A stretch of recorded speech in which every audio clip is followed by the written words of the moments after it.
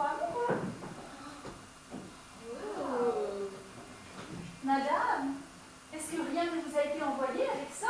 Rien, si fait. Tout l'amour rimé peut peut-être bourrer une feuille de papier, écrite des deux côtés, sur la marge, partout, et cachetée à l'effigie de Cupidon. Oh. L'amour est tout à fait d'âge à prendre le titre de sire. Voilà 5000 ans qu'on le traite d'enfant. Oui, et de méchants petits pandas. Lui et vous, vous ne serez jamais bons amis. Il a tué votre sœur. Il l'a rendue mélancolique, triste et morose, et elle en est morte. Mais si elle avait été aussi légère que vous, d'une humeur aussi gaie, aussi allègre, aussi remuante, elle aurait pu être grand-mère avant de mourir.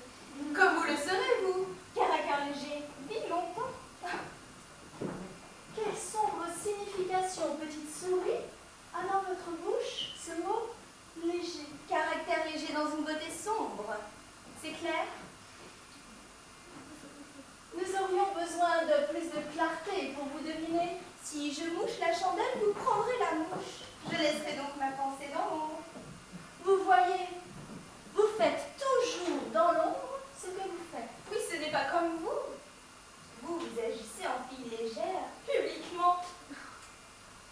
En effet, étant moins pesante que vous, je dois vous sembler plus légère. Mais vous ne m'avez pas pesé. Vous ne pouvez donc m'estimer. Pour une simple raison, c'est que vous êtes inestimable. Bien lancé, vous maniez bien la raquette de l'esprit. Mais dites-moi, Rosalie, vous aussi, vous avez un cadeau. Qu'est-ce donc? Et qui vous l'a envoyé? Vous allez le savoir. Si j'étais aussi brillante que vous, j'aurais reçu des dons égaux aux vôtres. Regardez ceci. J'ai aussi des vers dont je remercie Liron. Le nombre en est juste. Et si l'évaluation l'était également, je serais la plus belle divinité de la terre. À moi seule, je vaux 20 000 belles. Ah oui, et on y fait de moi un portrait. Es-tu l'exact? Oui, dans les lettres de mon nom. Non, dans la description de ma personne.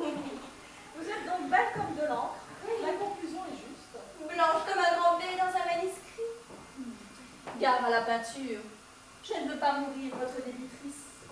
Ma rouge majuscule, ma chère lettre d'or. Oh, quel dommage que votre visage soit si plein d'eau. J'entre de la plaisanterie. Que la vérole grêle toutes les moqueuses. Et vous, que vous envoyez le beau du maître? Madame, ce gant, Ne vous a-t-il pas envoyé la paire? si fait, madame, et quelques mille vers d'amants fidèles. Immense fiction de l'hypocrisie, méchante compilation d'une innocence affectée.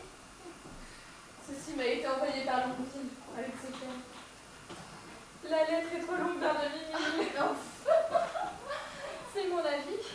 Ne souhaiterais-tu pas de tout cœur que le collier fût plus long et la lettre plus courte? Oui, tu sais, je pour cette prière avoir toujours les mains jointes. Quel fils sage nous sommes de nous moquer ainsi de nos amoureux. Il n'en sont que plus fous de payer nos moqueries si chères. Oh, ce Biron. Je veux le torturer avant de partir.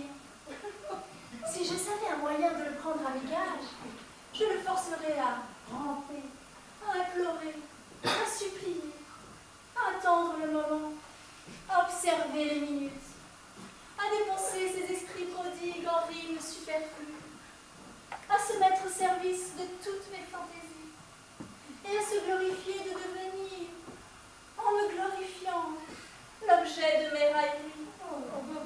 Je voudrais influencer si fatalement sa vie qu'il fût pour moi un jouet et que je fûs pour lui le destin. Oh.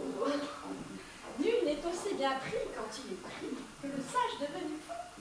Sa folie éclose en pleine sagesse, a toute l'autorité de la sagesse et toutes les ressources de l'éducation.